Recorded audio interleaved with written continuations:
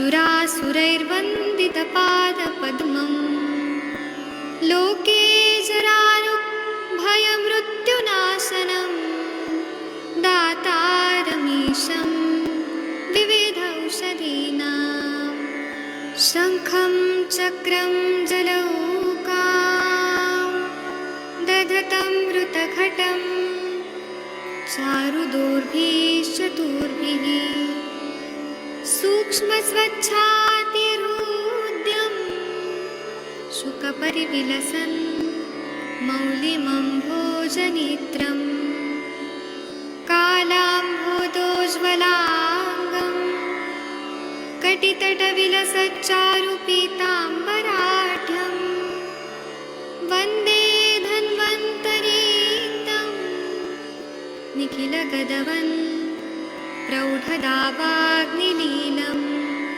प्रौढदावाग्निलीलम् प्रौढदावाग्निलीलम्।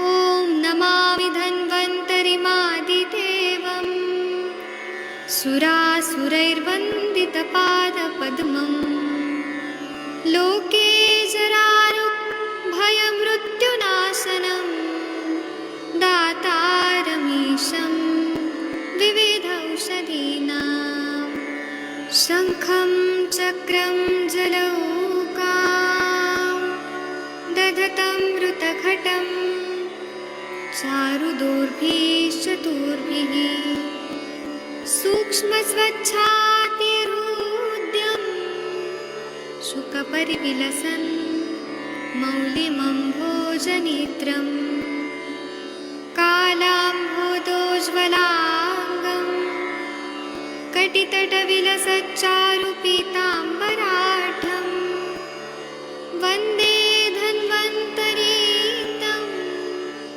निखिलगदवन् प्रौढदावाग्निलीलम् प्रौढदावाग्निलीलम् प्रौढदावाग्निलीलम्।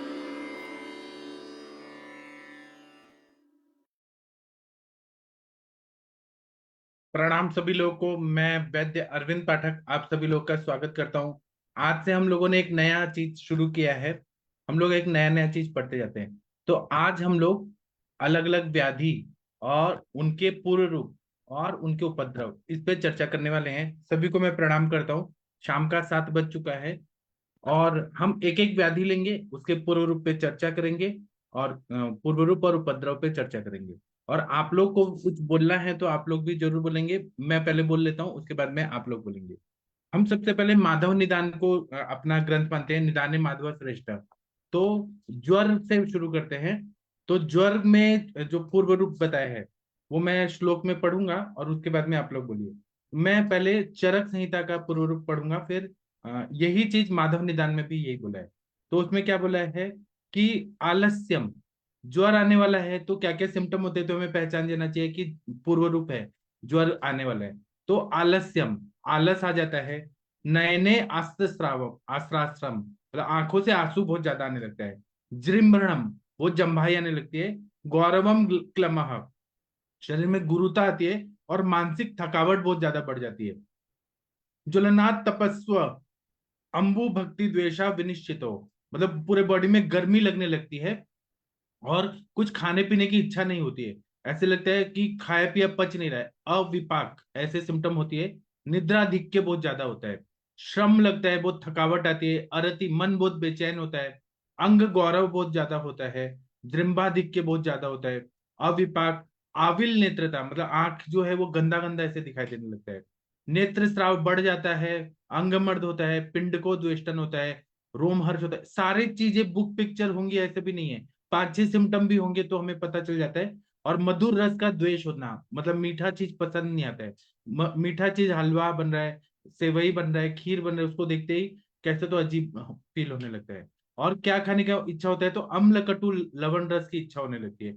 बेचैनी होती है। और जो छोटे बच्चे खेल रहे हैं तो उनसे इरिटेशन होता है, उनकी आवाज पसंद नहीं होती है। किसी ने कुछ बोल दिया तो, क्योंकि रस धातु का, रसव स्रोत का ही व्याधि है ज्वर, तो इसमें रस दुष्टि रहती है, और रस दुष्टि में शब्द सहिष्णुता ये सिम्टम रहता है। किसी भी काम करने में रुचि नहीं होता है। ज्वर जो होता है वह मानसिक भी हो सकता है, शारीरिक भी हो सकता है, इंद्रियों का भी हो सकता है, देहेंद्र मनस्तापी ऐसे जो बोला है, तो देह का भी होता है, मन का भी होता है। तो मानसिक ज्वर में भी ये होता है कि कोई भी चीज में रुचि उत्पन्न नहीं हो रही है, और अच्छे बातें भी बोले तो उसको बर्दाश्त नहीं हो रहा है, और उसको थोड़ा सा भी अगर शब्द में कुछ चेंज हुआ तो बर्दाश्त नहीं है, ठंडा गर्म हुआ उसमें भी बर्दाश्त नहीं होता है। आम की उत्पत्ति होती है, रसदुष्टि के लक्षण दिखते हैं, अग्निमांद्यता दिखती है, अंग मर्द होता है, पूरा बॉडी में पेन होने लगता है, अल्प प्राणता मतलब जो प्राण शक्ति है वो कम होने लगती है, बहुत ज्यादा नींद आने जैसा फील होता है, रोम हर्ष होता है, फिर पिंड को द्वेष्टन होता है। तो ये सारी चीजें रहती है, तो हम लोग को पूर्व रूपावस्था में समझ आना चाहिए कि अभी बुखार आने वाला है, या किसी किसी को सर्दी जुकाम होने लगता है, बहुत ज्यादा नाक नजला चलने लगेगा, बहुत पानी आने लगेगा, थकावट होगी, आंखें थकी रहेंगी, हैवीनेस सिर में लगेगा। फीवर नहीं आया लेकिन वो फीवर आने वाला है, जैसे बादल को देख के हम लोग अनुमान लगाते हैं कि बारिश आएगी। चलिए आप लोग इस पे कुछ बोलना चाहें तो बोल सकते हैं। डॉक्टर कंचन मैडम, आप कुछ ऐसे पूर्व रूपावस्था से व्याधियों को पहचान पाती हैं क्या? कुछ जी भी सर। बोलना है तो हाँ जी बोलिए मैम। सर, बिल्कुल आपने जैसे ज्वर के लिए बोला तो बिल्कुल वैसे ही लक्षण दिखते हैं। और हमने भी हम ये एक टाइम पे कभी ना कभी किसी हर एक को ज्वर आता ही है, तो हमने भी ये एक्सपीरियंस किया ही है। तो हमें जैसे ज्वर आता है तो हमें बिल्कुल ऐसा लगता है कि मतलब बॉडी में सबसे पहले पेन होना स्टार्ट हो जाता है, हल्का हल्का सुबह से मतलब शाम तक के वो थोड़ी सी चीजें बढ़ जाती है। तो सुबह जैसे थोड़ा सा बॉडी करेगा, फिर हम उसको इग्नोर कर देते हैं, क्योंकि हमको लगता है कि हाँ ठीक है।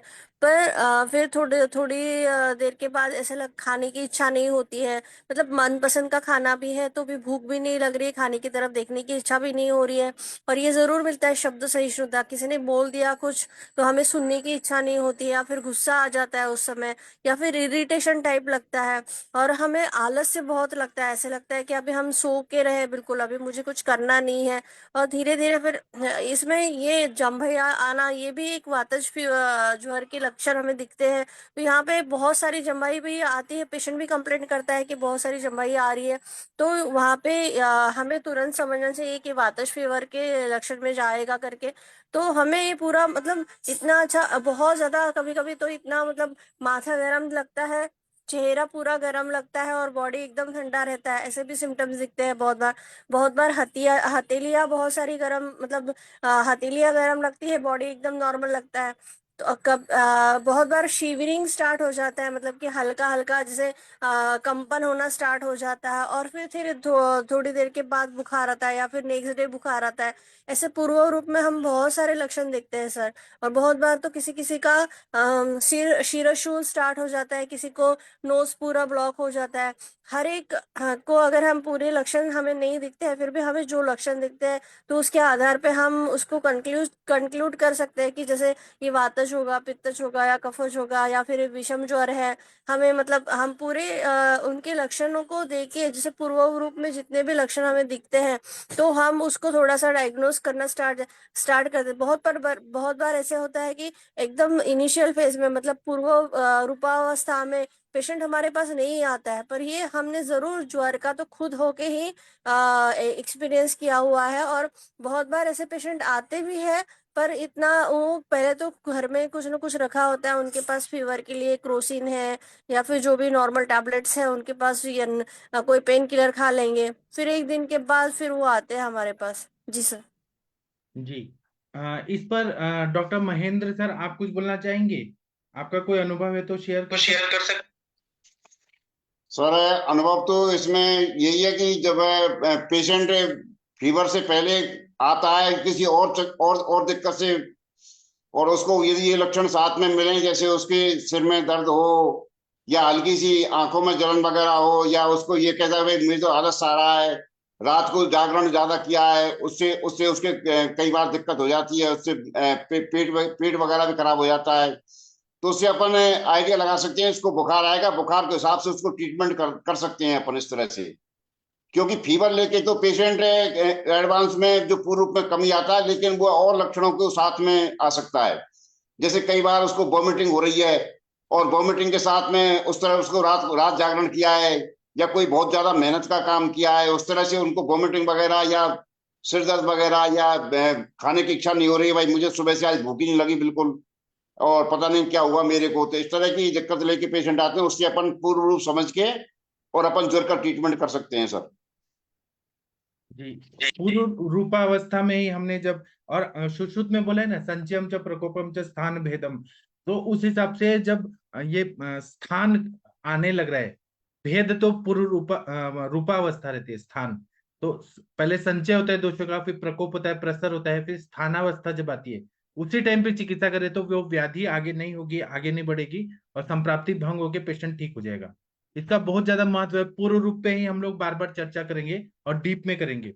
अगर हम टीका देखते हैं माधव निदान का, तो माधव निदान के टीका में क्या बोला है कि पूर्व रूपम महाश्रम इत्यादि। मैं संस्कृत में थोड़ा बोलूंगा, हिंदी में ज्यादा समझाऊंगा क्योंकि हमें समझना है।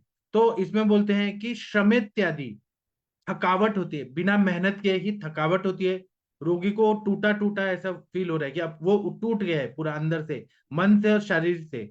बेचैनी रहती है बहुत ज्यादा, मन की अस्थिरता व्याकुलता रहती है, और खुशी का अभाव रहता है, मेंटली वो इतना डिस्टर्ब रहता है। कभी कभी वो मानसिक ज्वर होता है, उसका पूर्व रूप रहता है। तो जब भी हमारे पास ऐसे पेशेंट है तो समझना चाहिए कि इसमें कुछ ना कुछ ज्वर की संप्राप्ति होने वाली है, इसको हमें समझना चाहिए, जहां पर भी मेंटली डिस्टर्ब है। उसी तरह से विशिष्ट पूर्व रूप में तो जृंभा ज्यादा आ रहे तो वातज ज्वर होगा, अगर नयन दाह होगा, आंखों में जलन होगा तो पित्तज, और अनन्ना बिलाशा अरोचक होगा तो कफज ज्वर के सिम्टम्स रहते हैं। फिर मुख की विरुद्ध रस्यता, मतलब मुख वैरस्यता हो जाती है, मुख का स्वाद जायका बिगड़ जाता है, आंखों में आंसू बहुत भरे रहते हैं, और आलस्य बहुत ज्यादा रहता है, इतना ज्यादा आलस्य रहता है ना, कुछ काम करने का मन नहीं करता, लेजीनेस बहुत रहता है। और हवा, पानी, जल, अग्नि, इनसे द्वेष रहता है, उसको धूप में भी बैठना पसंद नहीं है, उसको हवा में भी बैठना पसंद नहीं है, ठंडे में भी नहीं हो रहा है। कभी वो रोगी छाए में बैठ रहा है, फिर उसको बेचैनी होती है, उसको ठंडे लगने लगती है, फिर धूप में बैठ जाता है तो उसको धूप सताने लगती है, हवा में बैठना है तो हवा पसंद नहीं है, ठंडा पसंद नहीं, कुछ भी उसको पसंद नहीं रहता है, मन बेचैन रहता है बहुत ज्यादा, और आंखों में अंधेरा छा रहा है, ऐसा उसको अंदर से फील होने लगता है, अपने आप को शून्य में वो जा रहा है, और उसके बोलते बोलते अंधेरा छा जाता है। उसी तरह से उसको अग्नि ताप की इच्छा होती है, लेकिन चिड़चिड़ापन आ रहा है तो अग्नि भी नहीं तपाना है, और हर बात में इरिटेटेड माइंड। बहुत सारे लोग आते हैं कि इरिटेशन इतना ज्यादा होता है, शुद्ध मन, संशुद्ध मन, बहुत ज्यादा इरिटेशन रहता है, छोटी छोटी बात से गुस्सा आता है, जो चीज नहीं हो रही है मन के अनुकूल, और कुछ भी हुआ, अगर किसी ने पूछ भी दिया कि पानी पियोगे तो चिढ़ते हैं, वो बहुत ज्यादा इरिटेशन रहता है। ऐसे सब सिम्टम्स रहे तो हमें समझना चाहिए कि ज्वर के हैं, मानसिक ज्वर है, शायद दिख नहीं रहा लेकिन अंदर ही अंदर उनका ज्वर हो रहा है। इंद्रियों में भी जो काम करने की शक्ति है वह कम हो जाती है। अब ज्वर के उपद्रव पे आते हैं, कॉम्प्लिकेशन। अगर ज्वर ठीक नहीं हुआ तो क्या क्या कॉम्प्लिकेशंस होते हैं। तो अगर ज्वर ठीक नहीं हुआ तो माधव निदान में बोला है कि श्वासो, मूर्छा, अरुचि, छर्दी, तृष्णा, अतिसार, विड़ग्रह, हिक्का, श्वास, अंग भेद, ज्वरस्य उपद्रवा दश। ये 10 उपद्रव अपने माधव निदान में बताएं, मतलब सांस का फेल वेग बढ़ जाता है। तो ज्वर से अस्थमा होता है, ये हमें उपद्रव उपद्रव स्वरूप में हमें देखना चाहिए। उपद्रव का मतलब ये ऐसा रहता है कि रोगान पश्चानुजायते व्याधि, जो मेन व्याधि है उसके पीछे जो बाद में व्याधि होती है उसको उपद्रव बोलते हैं। इसको स्वतंत्र परतंत्र नहीं बोलेंगे। स्वतंत्र और परतंत्र में कैसा है कि साथ में हुआ है, लेकिन एक रोग आगे जा रहे हैं, जैसे राजा आगे जा रहे हैं उसके सैनिक पीछे पीछे जा रहे हैं, वैसे ही ये ज्वर आगे हुआ है और उसके बाद में उपद्रव है, कॉम्प्लिकेशंस हुए हैं, है ना। तो इसको समझ, श्वास हो सकता है, मूर्छा की बीमारी हो सकती है, मूर्छा अगर आ रही है तो पहले ज्वर हो गया है, उसका कॉम्प्लिकेशन मूर्छा है। अरुचि है, छर्दी बीमारी है, तृष्णा, फिर अतिसार, मतलब लूज मोशन हो रहा है, अतिसार हो रहा है, मलावष्टम, कॉन्स्टिपेशन हो रहा है, क्योंकि पहले उसको ज्वर होके गया है, उसको दबा दिया गया या वो ठीक नहीं हुआ, और फिर उसके बाद मलावष्टम हुआ। हिक्का, कास, अंगमर्द, ये सारे उपद्रव रहते हैं। और ज्वर में ये सारे उपद्रव रहेंगे ऐसा नहीं है, और भी व्याधियों की वजह से उपद्रव हो सकते हैं, और जितना ये उपद्रव आते हैं उतना ये कष्ट साध्य हो जाता है। उपद्रव रहित ज्वर जो है वो सुख साध्य होता है। राजा और उसके सैनिक, ऐसे समझना चाहिए, पीछे चलने वाले सैनिक। तो अगर उपद्रव नहीं है, राजा अकेले जा रहे हैं, तो उसको कोई भी हरा सकता है। लेकिन अगर राजा चल रहा है और उसके सैनिक बहुत ज्यादा चल रहे हैं तो उसको हराना मुश्किल है। वैसे ज्वर को फिर ठीक करना मुश्किल होता है। ये चीजें रहती हैं। चलिए वीना मैडम, आप कुछ बोलना चाहेंगी ज्वर के पूर्व रूप और उपद्रव पे? आपका कुछ भी जो भी बोलना है, आप कॉमन कॉमन चीजें बताइए, अपने ज्वर के पूर्व रूप में क्या देखा है। डॉक्टर वीना मैडम, आप सबसे सीनियर हैं, आप कुछ बोलेंगे इस टॉपिक पे? या वर्षा मैडम कुछ बोलना चाहेंगी? महाजन सर, ज्वर आने वाला है, आपको ऐसा कभी से फील होता है कि पेशेंट को बुखार आने वाला है? बोलिए प्लीज। नहीं बोल रहे हैं। हाँ सर बोलिए। देखिए, उपद्रव में हाँ और को रक्त पित्त भी मिलता है, आमवात भी मिलता है, वात रक्त भी मिलता है। ये जो बताए इसमें श्वास मूर्छा अरुचि, अब इनके हिसाब से श्वास में मिलता है तो उसको अपन एक निदान निदान मान के चलेंगे। जैसे ज्वर के बाद में श्वास हो गया और कोई श्वास लेके हमारे पास आया तो हम उस श्वास में देखेंगे, हो सकता है इसमें ज्वर पहले रहा हो और ज्वर के कारण में ये श्वास हुआ हो। तो इस तरह उसको देख सकते हैं। किसी किसी में जैसे अपन ज्वर सही हो जाता है उसके बाद में उनका पेट वगैरह खराब बहुत ज्यादा हो जाता है, उल्टी वगैरह बहुत ज्यादा होती है, तो उसमें अपन देख सकते हैं कि बुखार के बाद में उल्टी है, जिसका मतलब बुखार की उल्टी है। उस बुखार के जो जीवाणु हैं या जो बुखार के जो दोष हैं ज्वर के, वो पूरी तरह शांत नहीं हो पाए, इसलिए उसका उपद्रव पैदा हुए। तो उसमें अपन ज्वर का यदि पूरा ट्रीटमेंट करेंगे तो सर्दी का ट्रीटमेंट भी साथ में हो जाएगा। इसी तरह जैसे ये तृष्णा है, अतिसार है, तो उसमें अपन के जो ये उपद्रव का मतलब यही हुआ कि अपन जो मूल रोग है उसकी चिकित्सा करें, साथ में इसको साथ लेके चले उपद्रव को। तो इस तरह इसका ट्रीटमेंट अपन कर सकते हैं। क्योंकि कई बार अपन ट्रीटमेंट करते हैं आम बात में, ट्रीटमेंट आम बात की पहले बुखार रहा है, कई कहते हैं 2-3 महीने तो बुखार रहा है, तो उसमें ज्वर का ट्रीटमेंट अपन साथ लेके चलते हैं और पूरा आम बात का ट्रीटमेंट भी अपन साथ उसमें दोनों साथ लेके चलते हैं। लेकिन मूल रूप से अपन ज्वर का ही ट्रीटमेंट करते हैं कि उसके साथ में ही आम बात का ट्रीटमेंट हो जाता है। क्योंकि ज्वर बिना जठराग्नि के मंद हुए नहीं हो सकता और आम बात में जठराग्नि के मंद हुए बिना नहीं हो सकता। तो इस तरह इसको ज्वर और आम बात है दोनों रसवस स्रोतस की व्याधि है, लेकिन उसका मैनिफेस्टेशन संधियों में होता है। लेकिन ये व्याधि रसवस स्रोतस की दृष्टि से ही होती है, ज्वर और आम बात। हाँ, इसी तरह अतिसार वगैरह ये भी सर उसी के हिसाब से उपद्रव माने इनको। जी जी, सही बताया आपने। चलिए हम, मतलब हाँ जी, रोग निदान में कारण होते हैं। कई बार रोग भी निदान का काम करता है। ये इसके उपद्रव का मतलब ये होता है कि रोग निदान का काम कर रहा है यहाँ। हाँ निदानार्थक रोग बोलते हैं। ज्वर से रक्तपित्त, रक्तपित्त से कास, कास से श्वास, श्वास से राज्यक्षमा, क्षय, ऐसे होता है निदानार्थक रोग वो हाँ, भी। और उपद्रव मतलब कॉम्प्लिकेशन। अभी अगर ज्वर की चिकित्सा नहीं किया तो स्वभाव परमवाद में बोला है कि अगर हमने ज्वर की चिकित्सा नहीं किया और ये बहुत ज्यादा बढ़ गया तो ये पूरा बॉडी को पंगुत्व ला सकता है। अगर मतलब मज्जागत चला गया तो पूरा बॉडी खराब हो सकता है, हाथ पैर नहीं उठा सकते। और बहुत सारे जैसे मोटर न्यूरॉन डिजीज होता है, एल्जाइमर्स होता है, उसमें हमें मिलता है कि ज्वर बहुत दिन से आया था और उसकी चिकित्सा अच्छे से नहीं हुई और उसका कॉम्प्लिकेशन मतलब ये नर्व के बीमार, नर्वस सिस्टम की बीमारियां हो गई। ये हमें मिलता है सब। और सर जैसे मानसिक बीमार होते हैं वो भी तो उसी से होता है। क्योंकि जब धातु का हाँ ज्वर हो जाता है तो हाँ धातुगत मज्जागत हो जाए या मानसिकत हो जाए तो उस तरह की बीमारियां आगे बढ़ेंगी वो। जी क्योंकि उसका आम पाचन पूरी तरह से नहीं हो पाता और उसका पूरा ट्रीटमेंट नहीं हो पाता, तो जो रोग है वो आगे चले जाता। जीर्ण ज्वर है, ये भी आगे उसी तरह से लीवर वगैरह इलाज वगैरह सब होते हैं तो उससे उससे भी होते हैं। आंतों में भी दिक्कत आती है, कई बार जी गुल्म वगैरह भी बनते हैं। तो उसके ये ज्वर का अपन इसको निदान के लिए उपयोग करके और ट्रीटमेंट अपन ज्वर का करेंगे और साथ में वो रोग अपन का सही हो जाएगा, बजाय उसके कि अपन उस रोग का ट्रीटमेंट करें। कहते हैं ना कि एक बार चोर की माँ को मारो, चोर को क्यों क्या मारते हो। तो वो हाँ स्थिति है कि उसका जो पहली पहली बीमारी है उसका अपन इलाज करें और सेकंड का बाद में देखें तो वो पेशेंट सही हो जाएगा सर। हाँ, सही बताया आपने, सही तो बताया। मेरे पास एक पेशेंट था जिसकी धातु क्षय था। मतलब हम्म उसके वीर्य का बहुत ज्यादा वो हुआ, च्युत हुआ, तो उसके चक्कर में उसकी इंद्रिय हानि भी हुई, उसके नर्व वगैरह की बहुत दिक्कत आई। तो मैंने हम्म उसके, क्योंकि मुझे भी ये समझ में नहीं आया उस समय, मैंने भी उस समय कारण में गलती की पूछने में कि मुझे कारण नहीं समझ पाया पूरा। लेकिन इसके बाद में 1 महीने के बाद में मैंने ट्रीटमेंट कर चुका, बहुत कम आराम मिल रहा था, मिल तो रहा था लेकिन पूरा आराम नहीं मिल रहा था। मैंने सोचा बहुत ट्रीटमेंट किया, पता नहीं क्यों आराम नहीं मिल रहा। हम्म बैठे बैठे उसने मुझे बताया कि मेरे ये भी दिक्कत है और इस तरह की भी मेरे से समस्या है। और वो ट्रीटमेंट किया मैंने धातु का, उसका रिजल्ट जो मुझे 1 महीने मिल रहा है वो 7 दिन में मिला सर।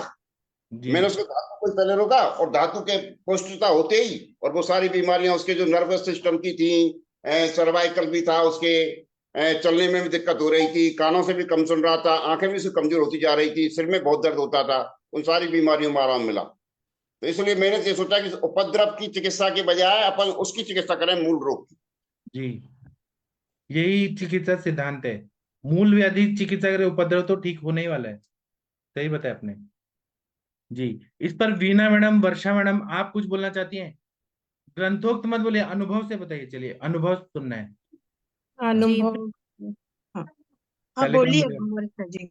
वी। हाँ। जी, जैसे सर किसी को सर्दी शुरू होती है तो उसको भी बुखार आता ही है, मतलब आ ही जाता है, भले एक दिन के लिए आए। और किसी को विद्रदी हो या कहीं पे चोट लगती है, घाव हो जाता है, उनको भी उसके बाद बुखार आता है 1 या 2 दिन के लिए। जितना संक्रमण होगा उसके वुंड में उतना ज्यादा फिर उसको फीवर भी, या फिर उस लोकल उस जगह पे भी तापमान बढ़ जाता है, मतलब अम, ज्वर कहें या जो। जी, जी, और बाकी तो तुमने बता ही दिया है। सर्दी के साथ में थकावट रहती है, हाँ उसको जी। खाना खाने की इच्छा नहीं हो रही है, अविपाक हो रहा है, वही मुंह का बात स्वाद बिगड़ गया है, मूड है। बहुत इरिटेटेड हुआ है। ऐसे जी, सारे सिम्टम्स से हम पता लगा सकते हैं। लगातार जी सर। और भी किसी किसी को ऐसा फीवर आने से पहले, मतलब वही जैसे कंचन मैम ने बताया कि सुस्ती लगना, और कुछ भी काम करने का मन ना होना, अग्निमांद्य तो हो ही जाता है। ठंडी लगना पहले से, पूरा बॉडी पेन होना, सिर दर्द होना, किसी किसी के में सिर्फ सिर दर्द होता है, किसी को बैक शुरू हो जाता है पहले से। ये सब तो होता है सर। मतलब अंग मर्द होता है ना, मतलब बैकएक जी होता है ना, जी। लोग बोलते हैं ना, हाँ जी। जी सर। पूरा बॉडी पेन होने लगता है। जी। किसी किसी को हेडेक होने लगता है, सर भारी जी। भारी लगता और जो दोषों के हिसाब से पूर्व रूप बताया, वैसा भी कई लोगों में देखने को मिलता है। जैसे कुछ लोगों की सिर्फ आंखें जलती हैं और हाथ जलना शुरू हो जाते हैं, जब तक फीवर नहीं आता उससे पहले से, मतलब वो पित्तज ज्वर होगा उसको, ये पहले से अपन कंफर्म कर सकते हैं। किसी किसी को है कि बहुत ज्यादा नींद और जम्हाई आने लगती है, है। तो जी। वातिक ज्वर होगा इसको, ये भी पहले से अपन लोग डिसाइड कर सकते हैं उनके लिए। जी, हम्म। ये होता है। रात को बहुत ज्यादा जागरण हो गया, बहुत ज्यादा हैवी जी। वर्क हो गया, दूसरे दिन पेशेंट आए, तो ये सारे सिम्टम आते हैं। जी। एक्चुअल फीवर नहीं है, लेकिन वो आने वाला है फीवर। जी सर। जी, सही बताया आपने। कितने इंटेलिजेंट है आप Varsha ma'am, proud of you. Sir मैं थैंक यू। बोलूँ? हाँ, कंचन मैडम बोलिए। हाँ सर, इसमें ना अभी अभी की केसेस जो चल रही है ना चिकनगुनिया, तो उसमें भी हाँ ये ज्वर ही रहता है सर। और इसमें बहुत सारा मतलब पेन, इतना पेशेंट का पेन रहता है कि 2 2 3 3 साल तक वो कभी कभी पेन जाता नहीं है। तो ये भी एक उपद्रव की तरह ही होता है। हाँ फीवर तो चला जाता है, पर हाँ पेन बहुत ज्यादा रहता है।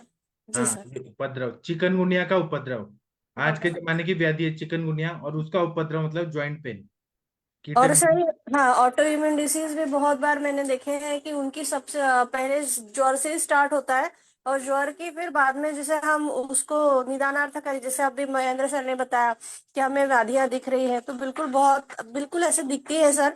जैसे बहुत सारे रूमेटिज्म के पेशेंट हम देख रहे हैं, वात रक्त के देख रहे हैं, और बहुत मतलब हर एक में बीमारी में मैं उसका निकालने की कोशिश करती हूँ कि इसके मतलब फर्स्ट स्टार्टिंग में ज्वर था क्या। तो हमें ये जरूर देखना चाहिए कि ज्वर हुआ था क्या पेशेंट को, और वो बहुत दिन चला था क्या। तो ये सब क्वेश्चन पूछने चाहिए सर, और दिखते हैं सर ऐसे पेशेंट।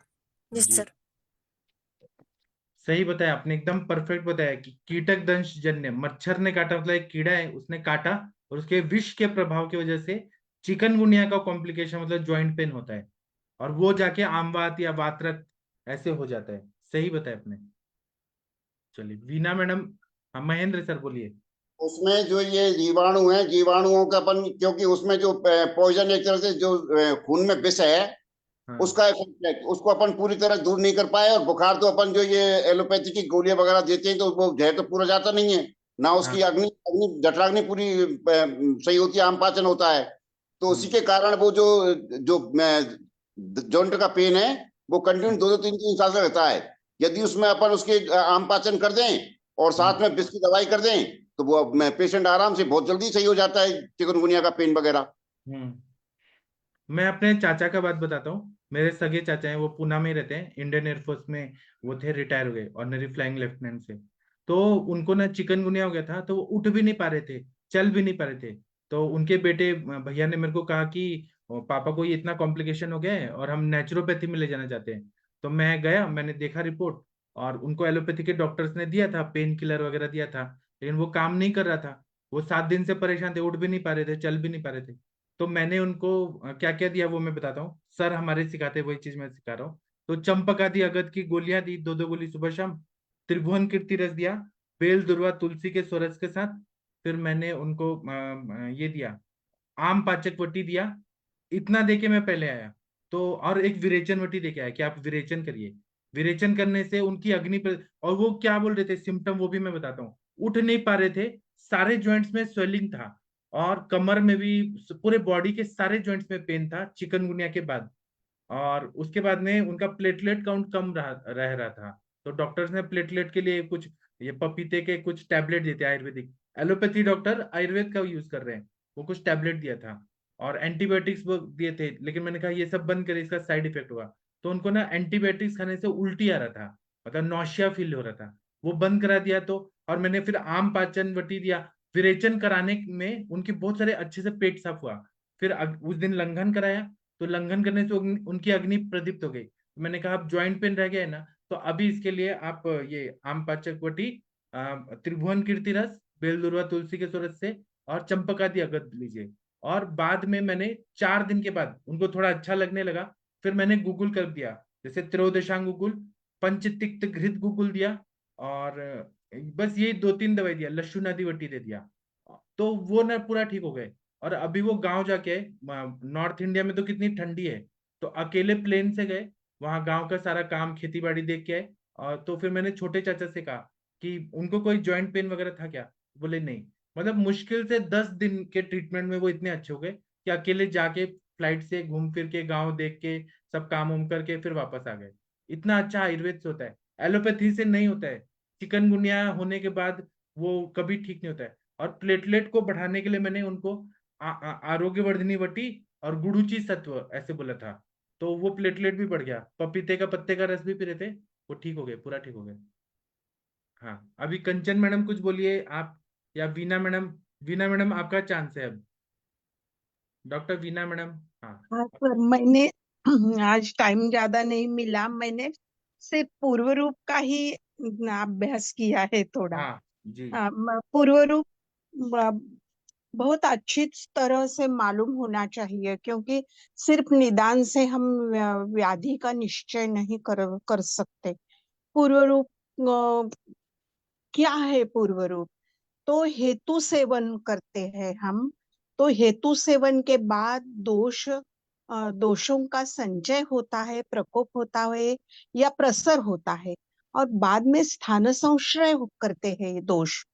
और दोष दुष्य सम्मूर्छना जब होती है, उसके बाद में जो लक्षण व्यक्त होते हैं उसे पूर्व रूप कहते हैं। तो पूर्व रूप आगे होने वाले व्याधि की भावी लक्षण दिखाई देते हैं। भावी व्याधि कौन सा होने वाला है, जल्दी व्याधि के ऊपर हम उपचार कर सकते हैं। ये पूर्व रूप का महत्व है जानने के लिए। पूर्व रूप की व्याख्या करते हुए चरकाचार्य कहते हैं, पूर्व रूपम प्राग उत्पत्ति लक्षणम व्याधेहि, भावी व्याधि बोधकम एव लिंगम पूर्व रूपम।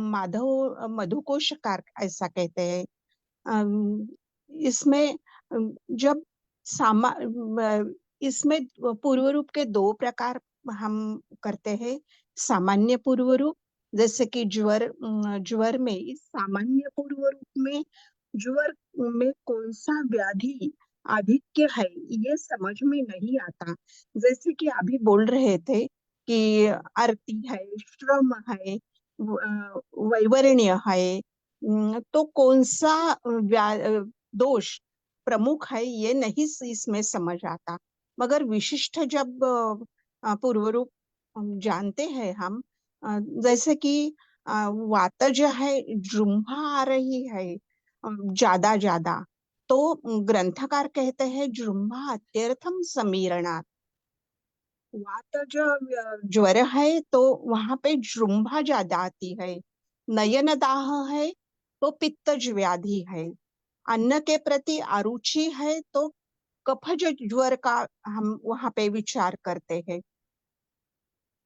और एक आचार्य अरुण दत्त ने शारीर के पूर्व रूप, मानसिक पूर्व रूप ऐसे दो विभाग किए हैं। जैसे कि शारीर संबंधी जृंभा, विरसता या अरुचि, ये जो लक्षण है ये शारीरिक लक्षण ज्वर में दिखाई देंगे। मानस में क्या है तो मानसिक भाव जब संबंधित लक्षण आते हैं, जैसे कि आरती है, बेचैनी रहती है ज्वर के पहले भी। तो अरुण दत्त ये दो प्रकार से बात करते हैं। एखादा रुग्ण जब हमारे पास आता है तो उसकी तकरार रहती है कि यूरिन से बहुत यूरिन पीत वर्ण की या बहुत रक्त वर्ण की आती है। जब हमें प्रमेह का पूर्व रूप मालूम नहीं है तब हम उसकी तकरार देख के हम ऐसे बोलते हैं कि अधोग रक्तपित्त होगा। मगर जब हमें प्रमेह की पूर्व रूप मालूम होते हैं, दंतादीना मलाढ्यतम प्रागरूपम पाणिपादयोः, प्रागरूपम पाणिपादयोः, दाह चिक्कणतादेः त्रुट स्वादास्यंच जायते। ये जब हम उसको पूर्व रूप में पूछेंगे कि ऐसा लग रहा है क्या कि दंत में बहुत मल है। सॉरी सर, बोल दूं ना? हाँ बोलिए बोलिए, हाँ, किसी और बच्चे ने, हाँ जब हमें प्रमेह का पूर्व रूप है और तब हम उसका मूत्र का विचार करेंगे तो हम कंफर्म कर देंगे हमारा निदान की ये रुग्ण प्रमेह का ही है, ये अधोग रक्तपित्त का रुग्ण नहीं है। ऐसा इसलिए पूर्व रूप जानना बहुत आवश्यक है, ऐसा मुझे लगता है। सही बट बताया जी।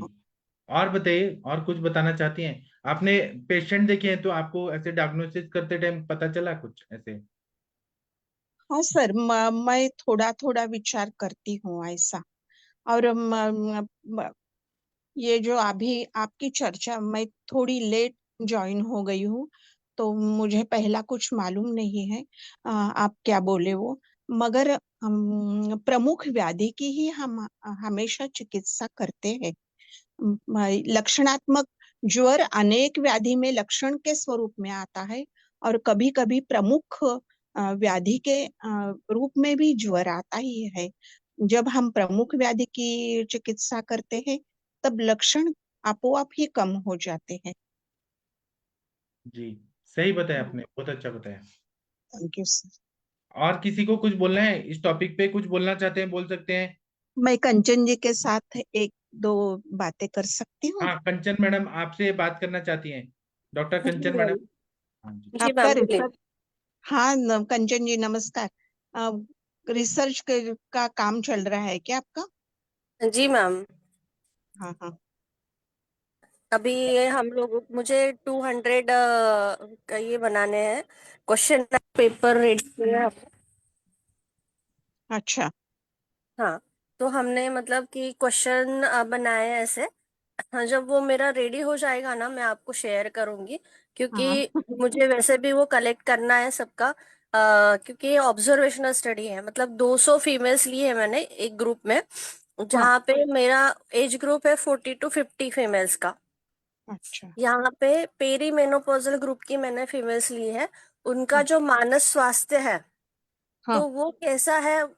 और क्योंकि कैसे है ना कि एलोपैथी लोग जो काम कर रहे हैं वो एचआरटी दे के काम कर रहे हैं, पर वो खाली फिजिकल एस्पेक्ट के थ्रू काम हो रहा है उनका, मेंटल हाँ एस्पेक्ट उन्होंने इग्नोर कर दिया है। उसके लिए उनको पता ही नहीं होता कि ये चीजें फीमेल्स के साथ होती है, और हम खुद भी एक्सपीरियंस करते हैं ना, मूड हाँ स्विंग कैसे होते हैं, हमारे बॉडी में कैसे चेंजेस हो रहे हैं।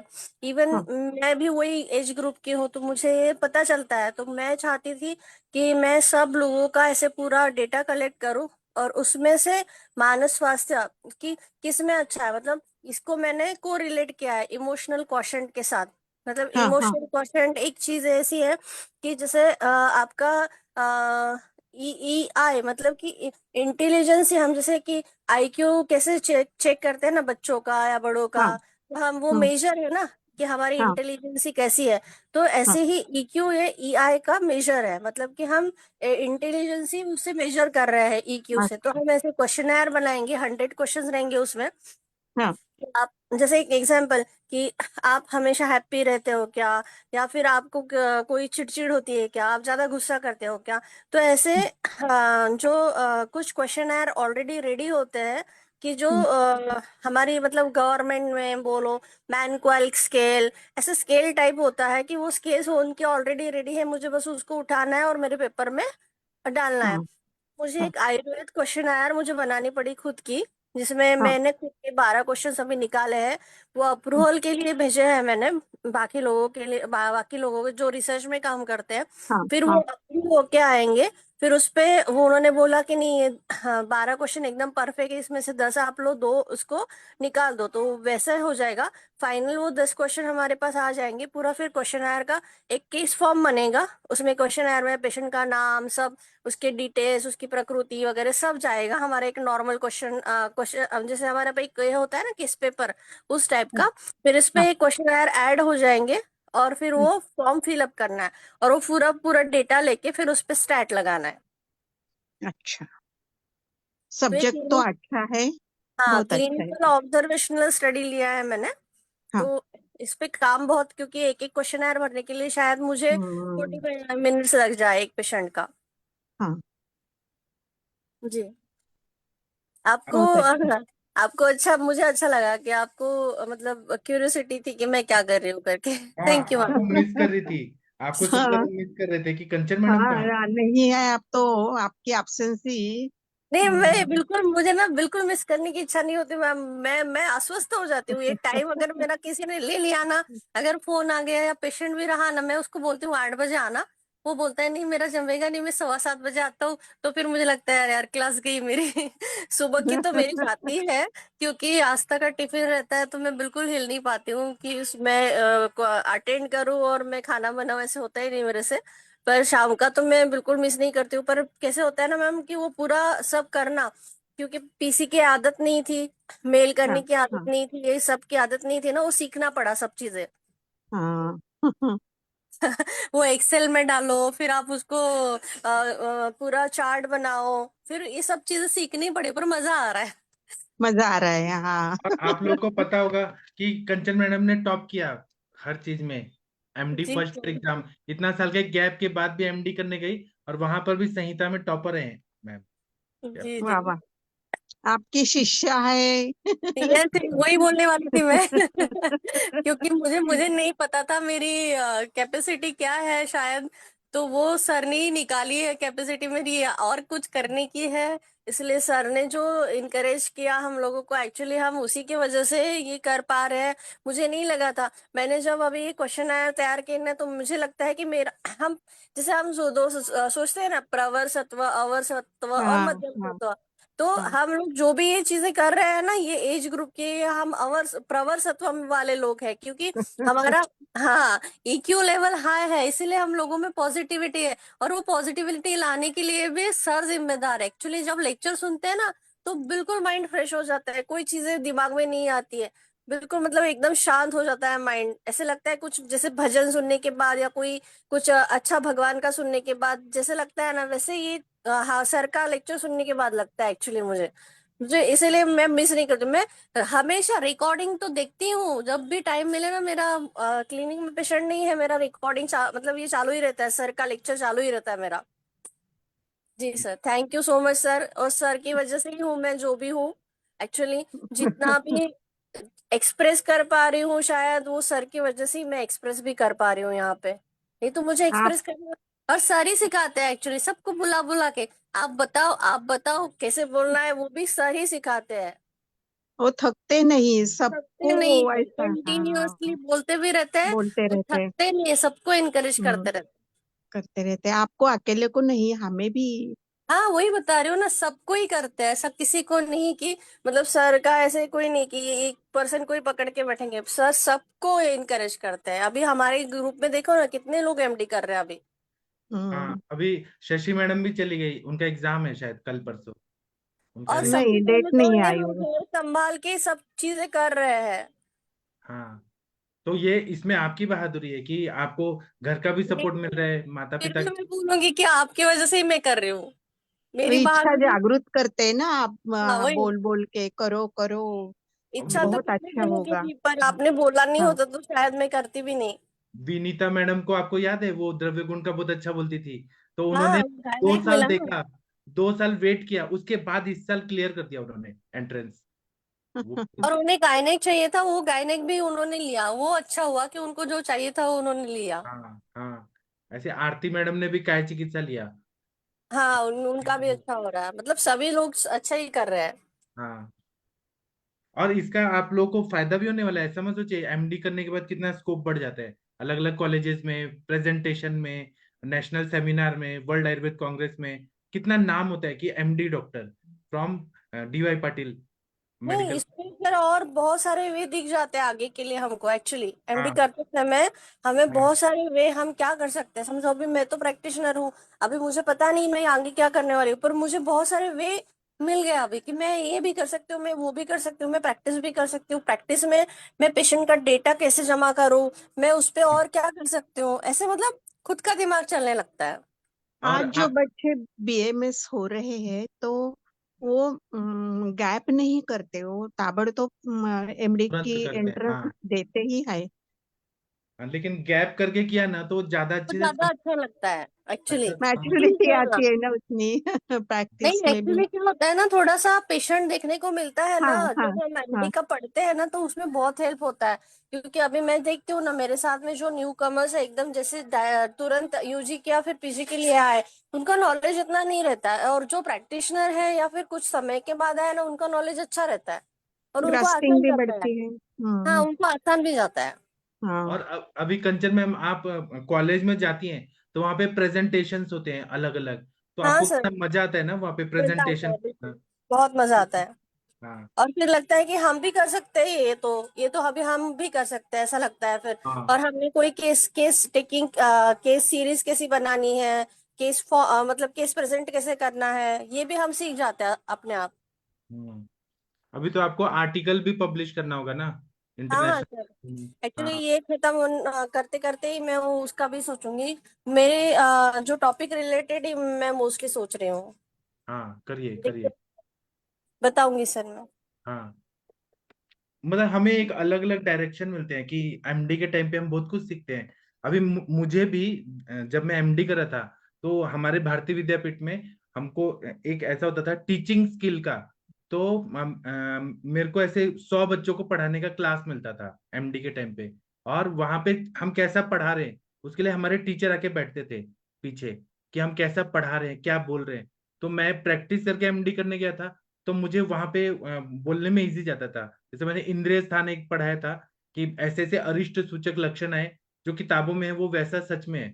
तो फिर ऐसे, और उसके हमारे मार्क्स होते हैं, कंचन मैम को भी मालूम होगा, फाइनल जो सिलेबस है ना उसमें दिखेगा टीचिंग स्किल का 20 मार्क्स होता है, वहाँ पे बच्चों को पढ़ाने का भी होता है। तो ये, और उसके वजह से तो मैं यहाँ पढ़ा पाता हूँ, वो एमडी के वजह से हुआ। फिर पीपीटी बनाना, एक्सेल में डालना, फिर वो थीसिस लिखना, सिनॉप्सिस लिखना, फिर रिसर्च पेपर, ये सब हमें एमडी में सिखाते हैं, और हमारा तो पूरा इंग्लिश में ये सब होता है, तो वो एक अलग लेवल का कॉन्फिडेंस आता है। हाँ, चलिए आगे आप लोग कुछ बोलना चाहते हैं? जितेंद्र कुमार भांजा जी, आप कुछ बोलना चाहते हैं क्या? कुछ बोलिए, आपका बात सुनने का मन करता है। हाँ सर बोलिए। सर प्रणाम प्रणाम सर। हाँ प्रणाम प्रणाम सर। सर। जी। सर रेस्पेक्टेड बीना मैडम तो बहुत अच्छा तरह सर समझा दिया कि दोष विशेष के ज्ञान के बिना ही केवल उत्पद्यमान रोग जिन लक्षणों से जाना जाए, वो लक्षण समूह को और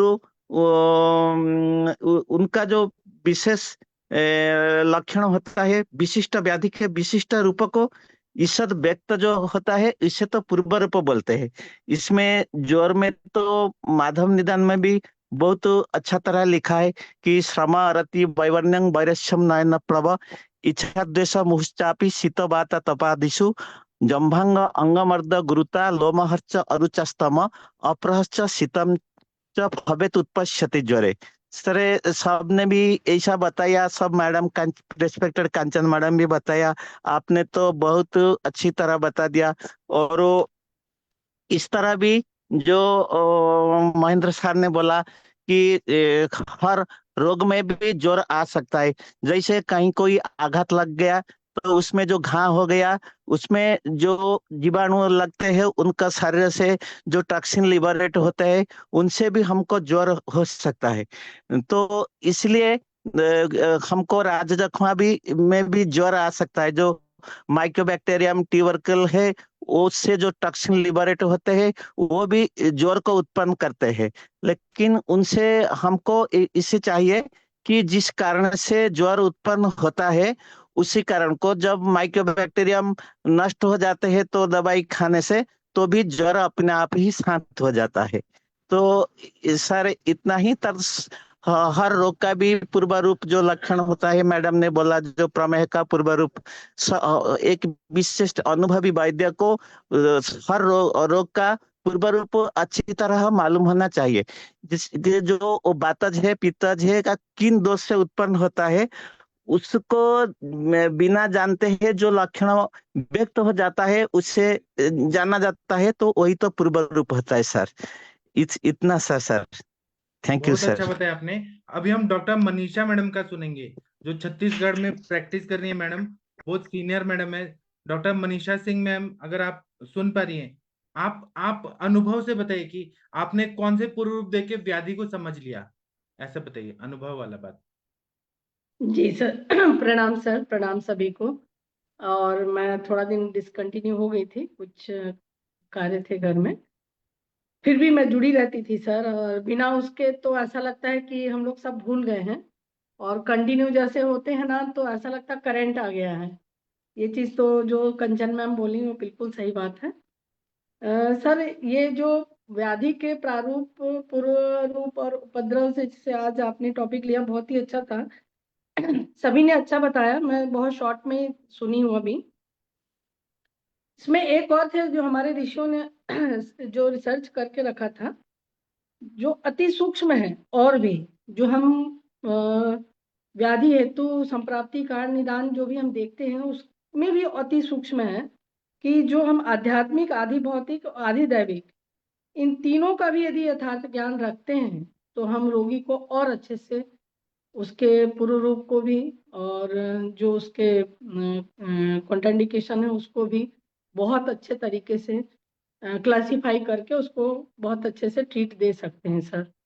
यही छोटा सा मेरा कुछ इंक्लूडिंग था इसमें। एग्जांपल बताइए ना, आपने कैसे पेशेंट देखे जिनको आप पूर्व रूप से समझ गई कि ये व्याधि होने वाला है। सर उसकी मानसिक अवस्था और उसके जो पारिवारिक परिवेश और जो पूर्वाग्रह हैं, जैसे देव विपाश्रय, ये सबको भी लेके यदि चलते हैं तो ये सूक्ष्म में हम चले जाते हैं, बहुत ज्यादा तह तक चले जाते हैं। जो हम बहुत ज्यादा नाड़ी का ज्ञान लेते हैं तो उसमें भी प्राप्त होता है। तो इसको यदि लेते हैं तो उसको देखते हैं कि मानसिक अवस्था इसकी कैसी रही है। यदि ये विक्षिप्त है, विक्षोभ है और भौतिकता की तरफ है तो ये बहुत कंसंट्रेट नहीं रहता, पेशेंट विक्षिप्त रहता है। तो फिर उसको धीरे धीरे धीरे धीरे हम कंसंट्रेट लाते हैं उसके ऑरा को फील करके, और एक पॉजिटिविटी एनर्जी देते हैं अपनी अपने थॉट के द्वारा या अपने कंसल्टिंग के माध्यम से। तब वो पेशेंट हमारा परफेक्ट आता है। फिर हम उसके जो भी जीर्ण व्याधि हो, असाध्य हो, कष्ट साध्य हो, याप हो, उसको फिर हम कर सकते हैं टेकल। ये चीज बताना था सर मेरे को, जो कि बहुत बहुत रेयर है इसको जानना और इसको फिर ले करके आगे चलना। यही हमारे ऋषि मुनियों में था कि ये छोटी सी चीज हम आज जो ट्रीट नहीं कर पाते हैं, और वो बहुत बड़ी बड़ी महाव्याधियों को कैसे ट्रीट कर लेते थे वेदों के माध्यम से, ये निचोड़ निकलता था सर। जी बहुत अच्छा बताया मैम, आपने, प्राउड ऑफ यू, बहुत अच्छा बताया आपने। ये भी बहुत जरूरी बात है ये सब समझना। ठीक है। सर अभी सभी क्रिटिकल ही चल रहा है अभी मेरे यहाँ केस, तो हाँ। उसमें बहुत समय लग जाता है मेरे को। और हाँ इन सब चीजों के माध्यम से लेके चलते हैं तो नेचुरली मुझे वेदों पे 100% ट्रस्ट है। ये है मतलब ये है, ये नहीं कि ये नहीं हो रहा है, नहीं हो रहा, कहीं ना कहीं मेरे में फॉल्ट है या रोगी में है या औषधि में है, बट ये चिकित्सा 100% है यानी है। ये ट्रस्ट होना चाहिए हमारे सारे आयुर्वेदज्ञ को। बिल्कुल जी जी सर। ठीक है। महाजन सर और हरिहर सर, आप लोग भी बहुत सीनियर हैं, आप कुछ बोलना चाहेंगे? या डॉक्टर राम कुमार जी या जागीर सिंह जी कुछ बोलना चाहेंगे? पूर्व रूप देख के आपने व्याधि समझ लिया, ऐसा कभी हुआ है? या दिलकश मैम कुछ बोलना चाहेंगी आप? या महेंद्र सर, महाजन सर, चंपा मैडम कुछ बोलना चाहेंगी? अभय सर कुछ बोलना चाहेंगे आप? हिमांशु जी? नहीं, मैं अभी तो सब। अभी कहना चाह रहा हाँ था, कई बार जो पूर्ण रूप है वो हाँ बाद में भी लक्षण दिखते हैं। जैसे किसी किसी के जो रंग साफ रंग रहता है और कई बार उनका रंग काला हो जाता है, तो उसको अपन ज्वर के हिसाब से ट्रीटमेंट करें तो उसका रंग साफ हो जाता है, क्योंकि आम पाचन ही करना है उसमें भी। और आम पाचन करने से उसका रंग अपन देख सकते हैं। उसको बुखार के बाद पेशेंट आता है, जबकि बुखार उसका उतर जाता है, बुखार की पूरा ट्रीटमेंट नहीं हो पाता क्योंकि एलोपैथी से ट्रीटमेंट करते हैं वो लोग, लेकिन ये लक्षण लेके भी कई बार पेशेंट आता है। तो ये लक्षण, क्योंकि इसको हम बीमारी के हिसाब से ट्रीट कर सकते हैं और उसको ट्रीटमेंट बुखार के हिसाब से, ज्वर के हिसाब से ही करेंगे सर, जी क्योंकि उसमें दिया हुआ है बरस से हानि, वो बड़ विवरण हानि। आपने सही बताया। पांडु रोग भी होता है ना, उसके पूर्व रूप के जो सिम्टम है वही ज्यादा व्यक्त होने लगते हैं पांडु रोग में, रूप में। हाँ, नहीं चिकित्सा, वो चलो चिकित्सा स्थान चिकित्सा स्थान में सर वो उसका जी हीन वर्ण वाला, हाँ जी उसके हिसाब से, क्योंकि एक बार मैंने सुना भी था और मैंने एक पेशेंट के भी ट्राई किया था, वो पेशेंट उसके हिसाब से सही हो गया था, इसलिए मैंने इसको वापस, मैंने एक बार इसको मैं जी। कह दूंगा। हाँ सर, मैं बोलूं? हाँ बोलिए मैम। हाँ, आप अभी जो पूछ रहे हैं ना, तो 8 दिन पहले मेरे पास एक स्त्री रुग्ण आई थी, और उसको कमर के जहाँ वो कपड़े बांधते हैं वहां पे ना उसको दाह लग रहा था, थोड़ा लालिमा वहीं पे लग रहा था, और उसको दाह ज्यादा लग रहा था, थोड़ा अल्प ज्वर था उसको। तो मैंने विचार किया कि यह विसर्प कुछ ऊपर कुछ नहीं था, सिर्फ स्किन रेड कलर की हो गई थी और दाह ज्यादा था। और ऐसा जैसा विसर्प पसरता है वैसा ही वो था, लग रहा था। तो मुझे एकदम ख्याल आया कि ये विसर्प ही होगा, ये वही पूर्व रूप। मैंने वो पेशेंट जाने के बाद किताब खोली तो सच में, और 2 दिन के बाद वो आई तो विसर्प ही था वो, और बहुत बढ़ गया था। मैं फोटो आपको भेज दूंगी ग्रुप में। तो ऐसा पूर्व रूप जब हम जानते हैं तो हम व्याधि हमारे दिमाग में थोड़ी जल्दी ट्रीटमेंट हम दे सकते हैं, थोड़ा व्याधि कंट्रोल में रख सकते हैं, ऐसा मेरा ख्याल है सर। जी सही बताया आपने। और ये तो अनुभव, जितना हम पेशेंट देखेंगे, एक्सपोजर होगा पेशेंट से, उतना हमको और एक्सपीरियंस होता है। जी ठीक है। और कोई कुछ बोलना चाहते हैं क्या? और एक बात पूछूं सर आपको, हाँ जी। क्या डिफरेंशियल डायग्नोसिस करने के लिए भी पूर्व रूप का हाँ महत्व हाँ है? है? हाँ है। क्योंकि जैसे आमवत में सूजन आ रही है, फीवर आ रहा है, हाँ, वातरक में, पैरुक में जलन हो रहा है, हाँ, रेडनेस हो रहा है, तो वो पता चलता है ना कि वातरक्त होने वाला है, इसको चोट लग गई हाँ, है, रेड हो गया है, ज्यादा चलने से, रुक्ष आहार खाने से रक्त की दुष्टि हो रही है। रक्त की दुष्टि के बहुत सारे हेतु होते हैं, जैसे पत्ते वाली सब्जियां खा, सरसों का तेल बहुत ज्यादा खा रहे हैं, मिर्ची मसाला, हाँ। अभिसंधी चीजें खा रहे हैं, विरुद्ध अन्न खा रहे हैं, सब रक्त रक्त की दुष्टि करते हैं वो। तो वो सबसे हम पता लगा, और पूर्ण रूप में चिकित्सा किया तो आगे व्याधि नहीं होगा। हम्म। जी सर हाँ जी, 1 मिनट लूंगी मैं। हाँ जैसे अभी एक पेशेंट थी मेरे पास, हाँ और उसको कोलोनोस्कोपी में डॉक्टर्स ने बोला कि ये आपको कट करेंगे आपका इलियम, और आपको ट्यूब से बाहर साइड में निकाल करके जो प्रोसेस है उसको, और फिर हम उसमें कीमो करेंगे। उसको कॉलोनिक पॉलिप था, रेक्टल एडिनोमा। तो उन्होंने बायोप्सी करने के बाद उसको ऑपरेट करने को स्ट्रिक्टली बोल दिया। टाइप 2 था। तो उसने फिर वो परेशान होकर के बहुत ज़्यादा परेशान हो गई, और कंटिन्यूसली उसको जब भी स्टूल जाए 4, 6, 8, 10 जो भी ब्लीडिंग होती रहते थे। वो चली आई, फिर कहीं से सर्च करके हमारे पास आई, तो वही हमने देखा। और हमारे डायग्नोसिस में इतना अच्छा है सर कि आज की चिकित्सा प्रणाली तो कहीं भी नहीं लगेगी।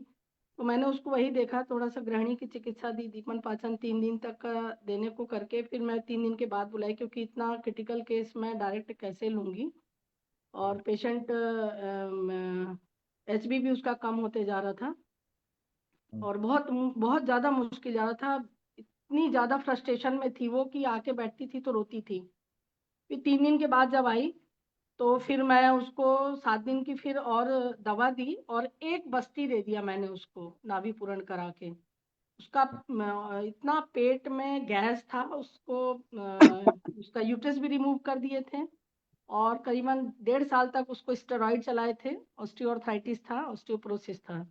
तो उन सब को कॉज को देखते हुए, उस सब हेतु को देखते हुए जब मैंने चलाई, एक बस्ती दी मैं उसको जात्यादी और इंदुकांतम के साथ में। तो सर एक बस्ती के बाद उसको रात में बोली कि 5-6 स्टूल गया, और उसमें ब्लैक ब्लैक स्टूल जा रहा था मेरे को, और धार जैसे ऐसे जो जाता था वो नहीं, क्लॉट जैसे ब्लड गया। फिर मैं 1 सप्ताह के लिए उसको फिर पंचकर्म में रख दिया। फिर अल्टरनेट बस्ती देती थी ऐसे चेंज कर करके। तो सर उसको कंटिन्यूसली 7 डेज तक stool, hard stool, greenish stool ऐसे बीच बीच में जाते थे, और अभी ब्लड बिल्कुल रुक गया है उसका, एकदम स्टॉप है, और खा भी रही है, अच्छा डाइजेस्ट हो रहा है। नाभि भी उसकी डिस्प्लेस थी, वो भी अपनी जगह सेट हो गया, और अच्छा मूवमेंट है, स्ट्रेंथ है, और बिल्कुल भी स्ट्रेस नहीं है उसको। तो ये चीज़ है सारी हमारी चिकित्सा में सर, कि हम लोग इतने अच्छे से आयुर्वेद के उसमें फॉलो करके और करते हैं, तो बड़ी बड़ी व्याधियां भी सामान्य हो जाती हैं, और रोगी जो है फ्रस्ट्रेशन में जो रहता है वो बहुत सामान्य हो जाता है।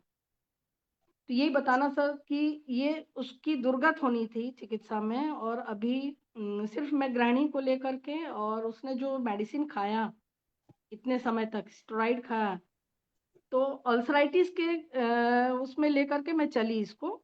और वस्ती जो मैं दी हूँ उसको प्रॉपरली मैं पेपर बनाई हूँ, वो बहुत ही कारगर सिद्ध हुआ सर। जी, यही कौन सा शेयर करना बस्ती दिया था? कौन सा बस्ती? निरूहा?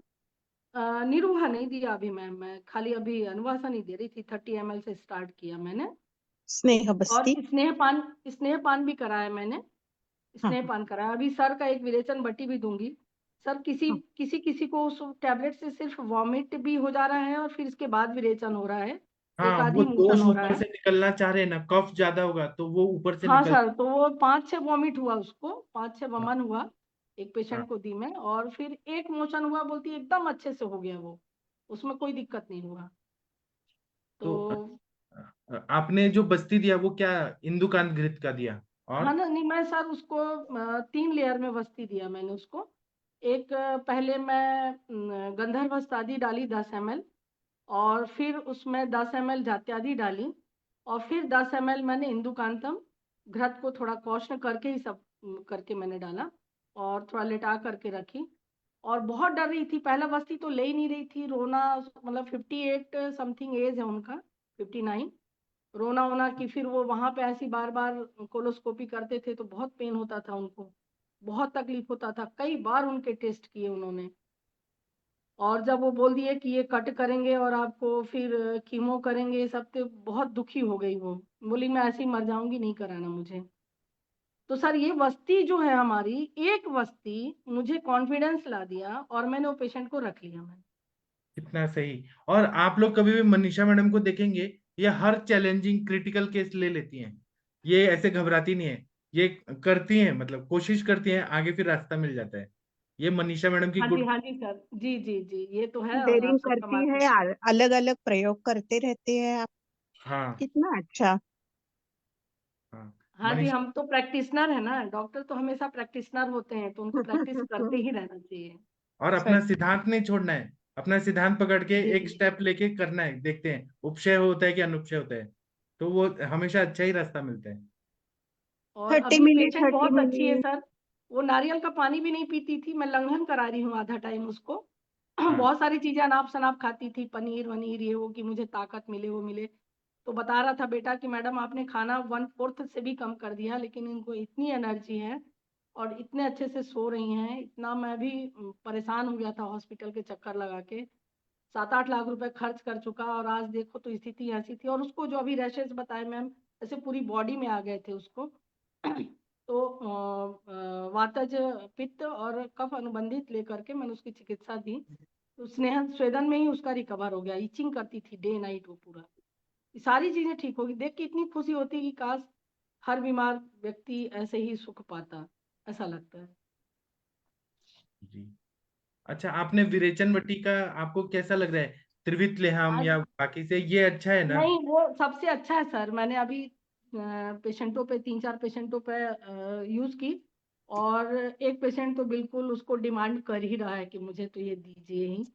और मैं अभी सभी को 10-15 को प्रयोग किया मैंने, अच्छा रहा।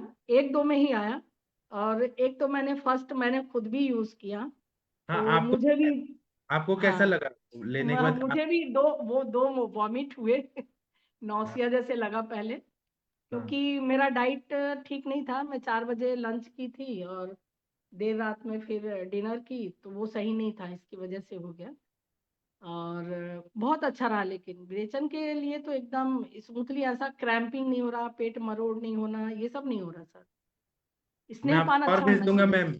मैं चाहता हूँ कि पूरा छत्तीसगढ़ आपके पास ही है, मध्य प्रदेश, छत्तीसगढ़, हाँ सर, यूपी, इसकी बिहार। तो 2 पेशेंट तो बिल्कुल बिल्कुल चाहिए ही उनको, बोले मेरे लिए तो रख ही दीजिए, 50 गोली रख दीजिए। बोले हाँ, मैं अच्छा। आपको और भेज दूंगा, हाँ आपका जी और सर। पता चलेगा। सर मैडम ने जो कागज तैयार किए हैं, उनको एक बार लेक्चर रखवा दो इनका किसी दिन।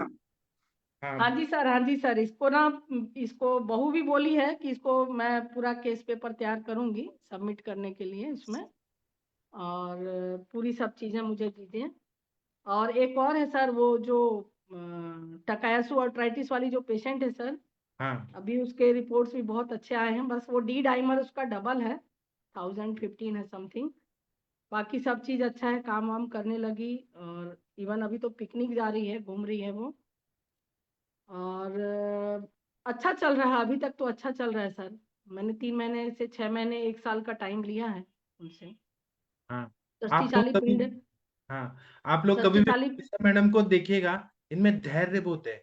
मतलब जो डॉक्टर में धैर्य की कमी आजकल पाई जा रही है ना, पेशेंट में तो है ही धैर्य की कमी, डॉक्टर में भी नहीं रहती, इलाज नहीं आ रहा, जी फ्रस्ट्रेट सर, हो जाता है। लेकिन अपने मनीषा अपने मैडम- पैथी में यदि हमको हाँ पूरा ट्रस्ट रहेगा ना, तो सामने वाले को झुकना पड़ेगा, मानना पड़ेगा।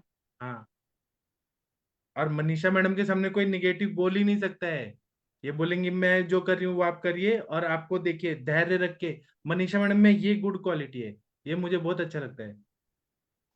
और सर उनके नाम से यज्ञ हवन ये भी सब करा देती हूँ, जप हाँ भी देती हूँ, ये वाला जप कर लो, ये भी कर लो, कुछ देव विपाश्रय है, तो ये भी आपका शमन हो जाएगा।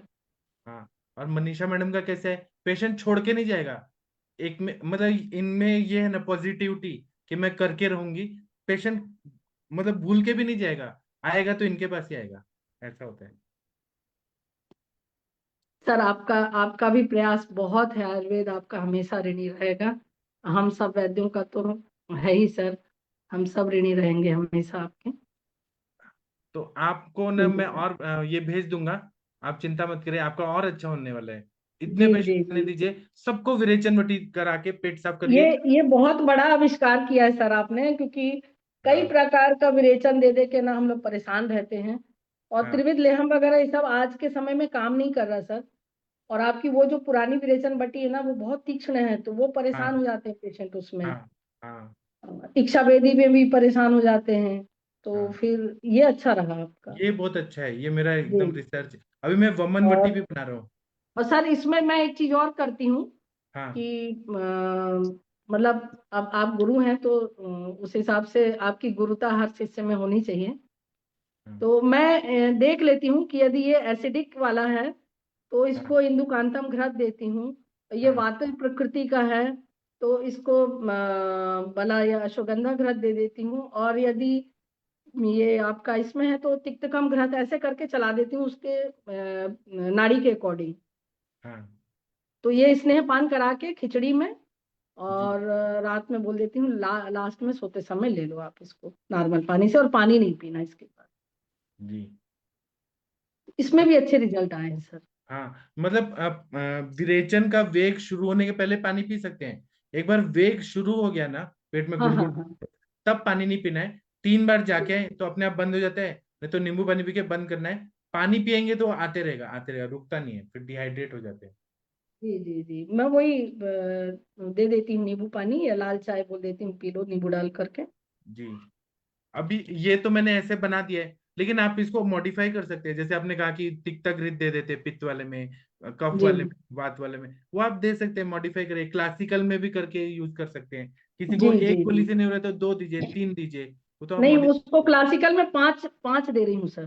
5, वाह, मजा आ जी, गया। हाँ 5 दे रही हूँ। हाँ क्लासिकल में है जो त्वक रोग के वाले हैं, हाँ उनको 5 दे रही हूँ।